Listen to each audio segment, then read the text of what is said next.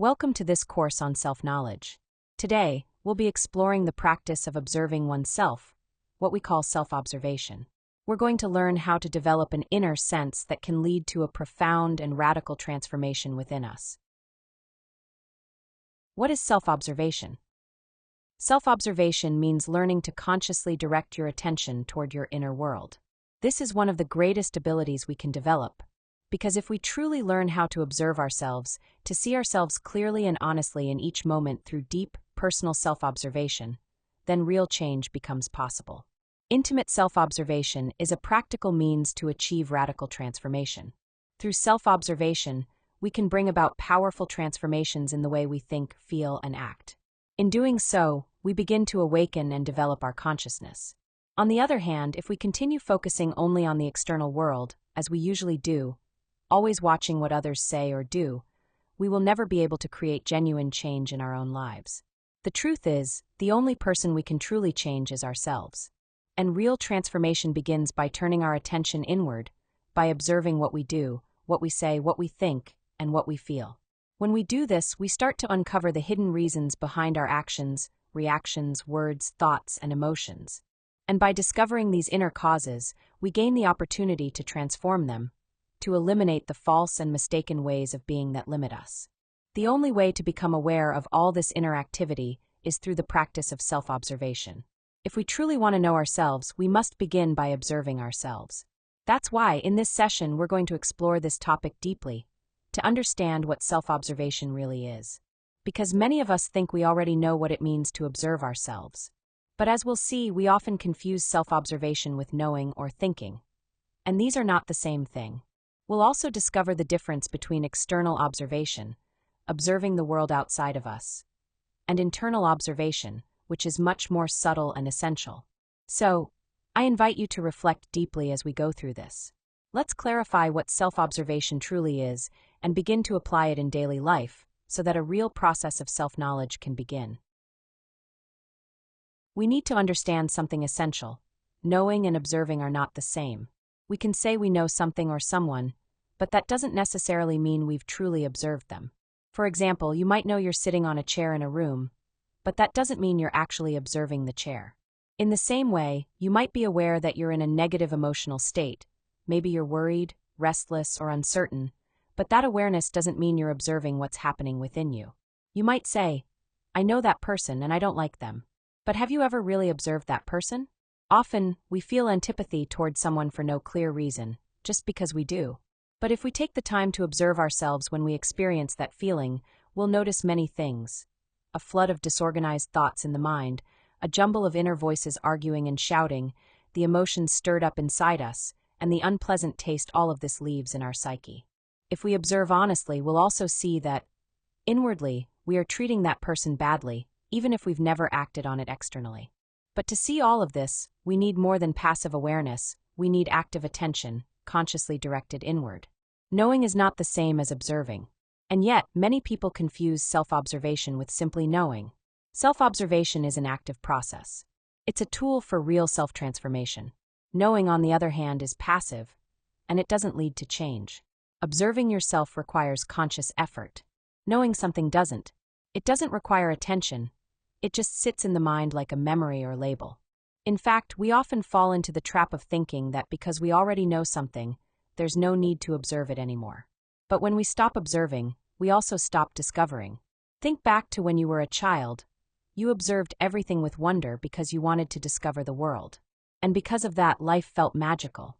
But as we grow older, we begin to assume we already know how everything works. And so we stop observing. We stop discovering. We lose the sense of magic and the joy of truly seeing things as they are. And we do the same with ourselves. We build a personality, we identify with it, as we discussed in the last session, and then we assume we already know who we are. But in doing so, we stop observing ourselves. We stop exploring our inner world. We stop discovering who we really are, beyond our personality, beyond our desires, beyond appearances. Directing attention inward is a powerful and positive action. It leads us to self-discovery, at any moment, in any situation. All this makes us understand that knowing is something completely passive and mechanical, in clear contrast to self-observation, which is a conscious act. Once we begin to observe ourselves, every experience in life becomes an opportunity to see something new about ourselves. Our reactions, our habits, the hidden causes behind them, and through that, to begin to change. This is why the goal is not to fight against people or circumstances.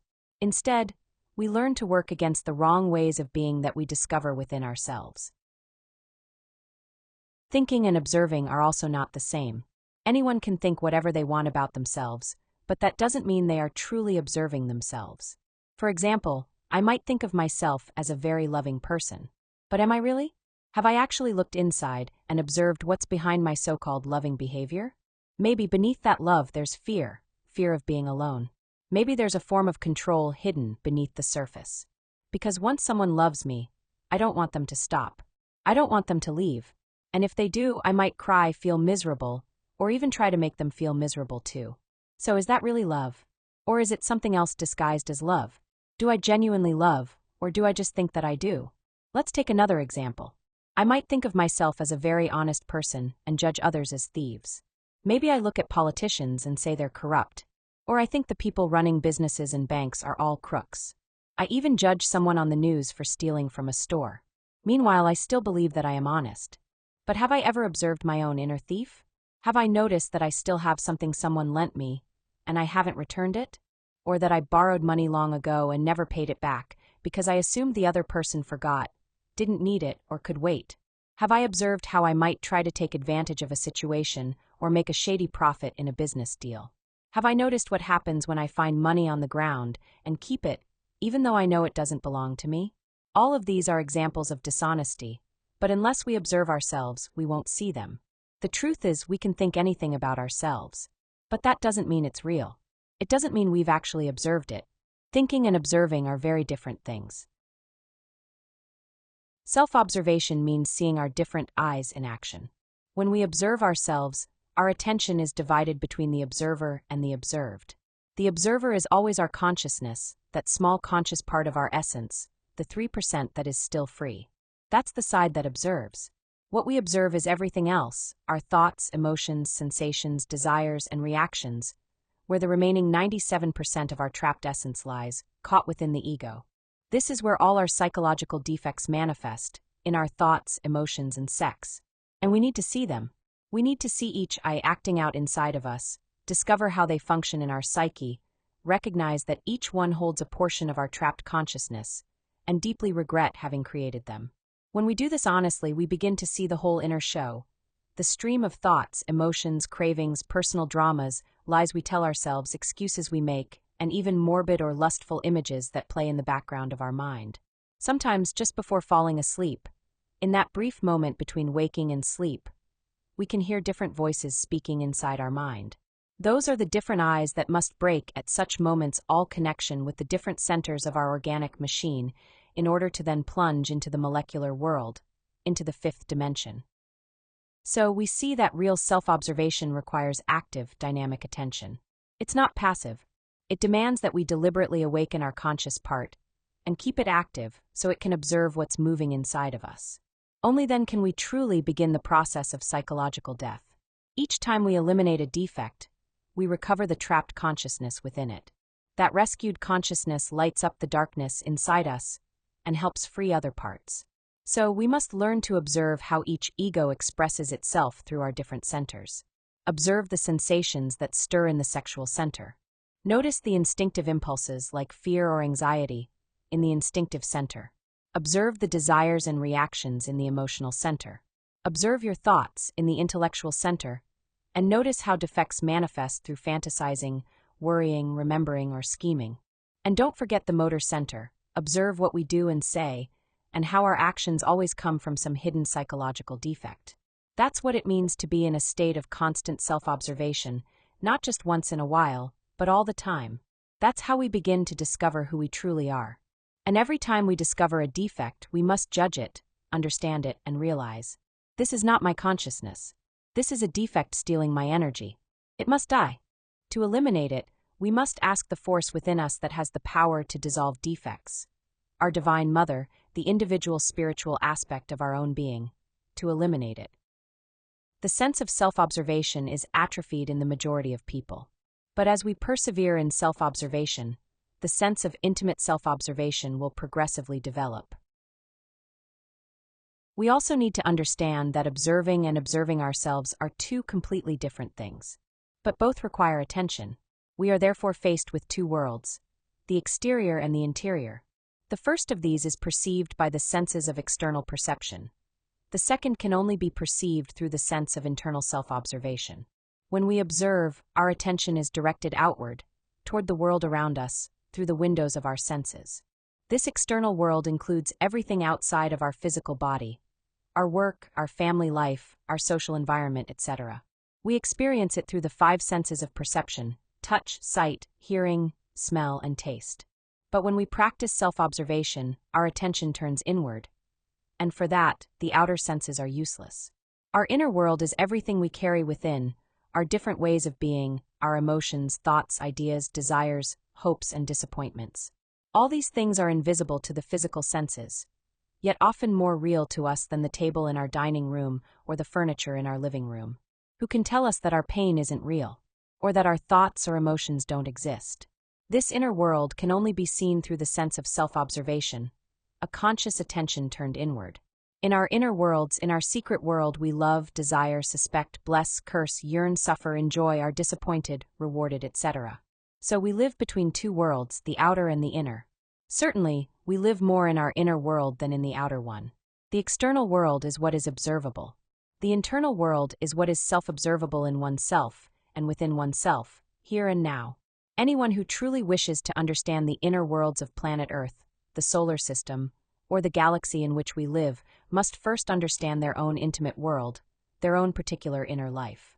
And the more we consciously explore this inner world, this world we call ourselves, the more we understand that we are always living in two simultaneous realities, one outside and one inside.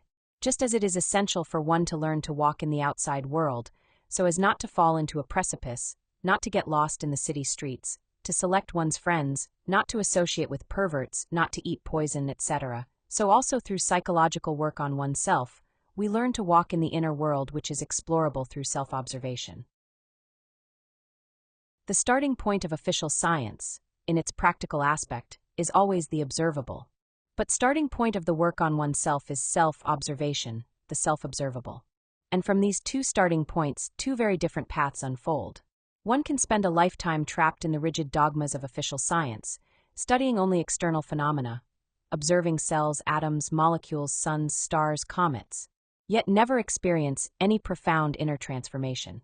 Because the kind of knowledge that transforms someone internally could never be acquired through external observation.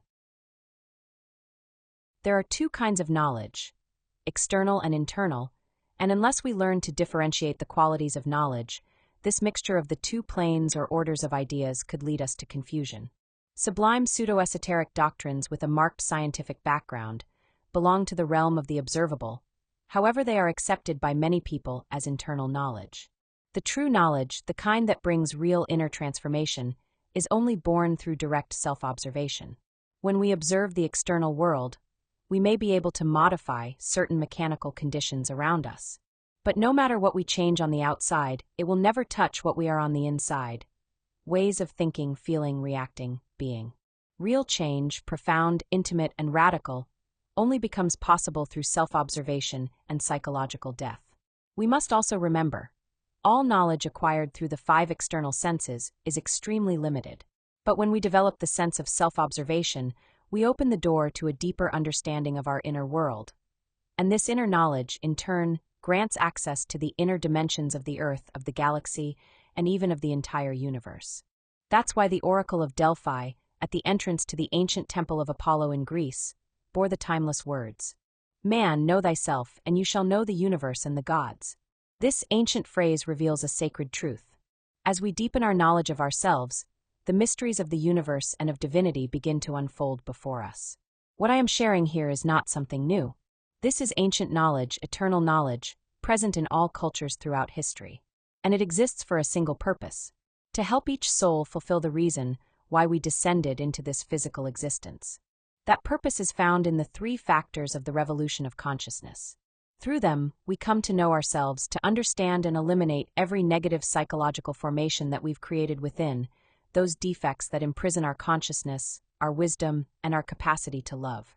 And by freeing ourselves, we gain the ability to understand all human beings, to save and preserve the energy needed to create our inner bodies, the spiritual vehicles that will allow us to awaken and move consciously in the higher dimensions of nature, and to investigate all the objective knowledge of the cosmos. That potential is not somewhere outside of us. It lives within each of us. So I invite you to begin now to put self-observation into practice in every moment, to start removing all that is subjective within you, and to enter into the living reality of your inner world and the higher worlds of consciousness that await.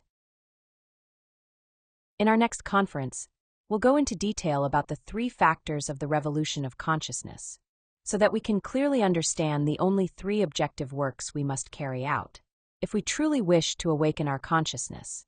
Thank you very much for being here and for your attention. I'll see you in the next topic.